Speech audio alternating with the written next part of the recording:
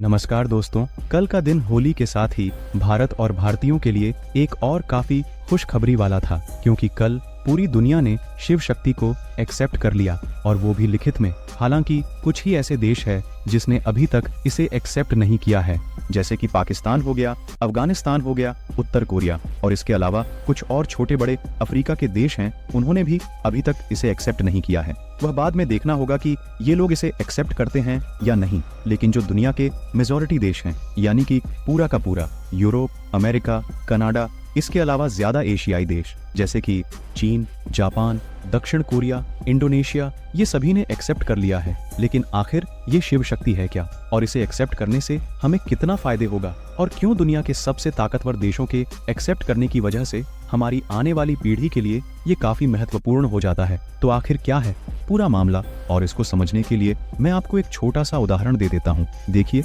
आपके आसपास कोई ऐसी जमीन तो जरूर होगी जिसके कोई कागजात नहीं है, उसका कोई अता पता नहीं है, और ना ही कोई इस पर आज तक कोई ध्यान दिया है, क्योंकि वह कीमती नहीं है। लेकिन उसके पास से एक हाईवे निकल जाता है जिससे कि वह जमीन करोड़ की हो जाती है।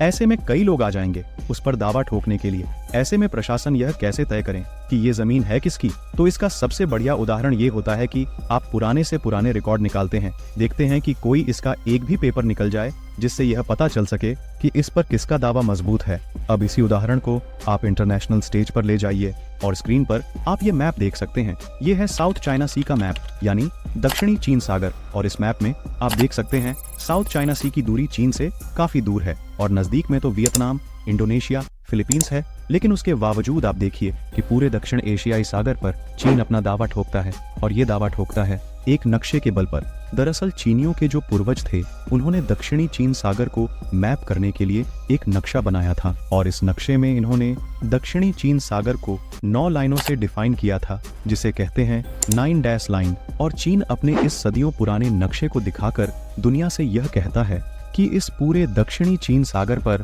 हमारे जो पुराने राजा थे, उन्होंने कब्जा कर लिया था। ऐसे में पूरा दक्षिणी चीन सागर हमें मिलना चाहिए, और इस दक्षिणी चीन सागर में कई ट्रिलियन डॉलर के जो खनिज पदार्थ के भंडार हैं, जो पेट्रोलियम हैं, उन पर भी हमारा ही दावा मजबूत है।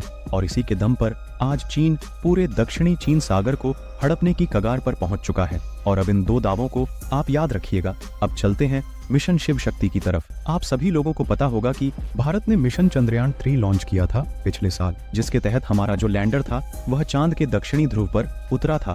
फिर उसमें से रोवर निकलकर चांद की सरफेस पर चला भी था, और भारत ने उस इलाके को और उसके आसपास का जितना भी इलाका था चांद पर, उसे एक नाम दिया जिसका नाम था शिव शक्ति। लेकिन यह नाम सिर्फ भारत ने दिया था, अंतरराष्ट्रीय कम्युनिटी इसे एक्सेप्ट नहीं कर रही थी।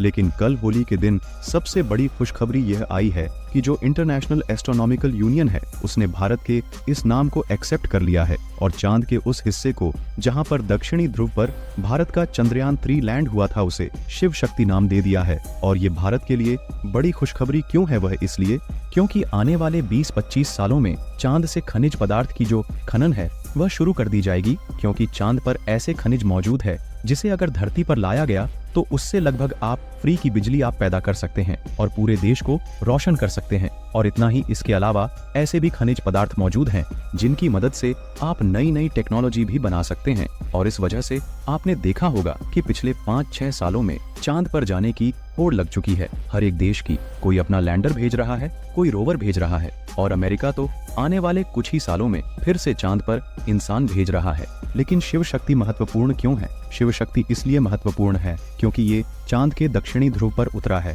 जहां पर पानी होने की संभावना है। इसके अलावा पूरे चांद पर कहीं भी पर पानी नहीं मिला है सिवाय दक्षिणी ध्रुव को छोड़कर, और जहां पानी मिलेगा खनन वहीं होगा। इसके अलावा चांद पर कहीं और भी खनन करना लगभग नामुमकिन है। और अब पश्चिमी देशों ने भी शिव शक्ति को अप्रूवल दे दी है, जिसकी मदद से आपकी आने वाली पीढ़ियां हैं वह दावा कर सकती हैं कि दक्षिणी ध्रुव पर सबसे पहले हम उतरे थे। यहाँ तक कि तमाम पश्चिमी देश, अमेरिका और चीन ने सबने यह बात लिख कर दी है कि शिव शक्ति जो पॉइंट है वह भारत का है, यानी कि आपने हमारे दावे को खुद माना हुआ है। इसलिए दक्षिण ध्रुव पर पहला हक भारत का है, और इस वजह से भविष्य में जो चांद की जमीन है, जो बहुत कीमती होगी खनन के लिहाज से, मिनरल के लिहाज से, उस पर भारत का दावा सबसे मजबूत होगा। और इस वजह से ये भारत के लिए बहुत बड़ी अचीवमेंट है, और इस बात के लिए तो एक लाइक बनता है और इस पर आपका क्या मानना है कमेंट में जरूर बताएं। और भी ऐसे ही इंफॉर्मेशनल वीडियो देखने के लिए चैनल को सब्सक्राइब जरूर करें। भारत माता की जय।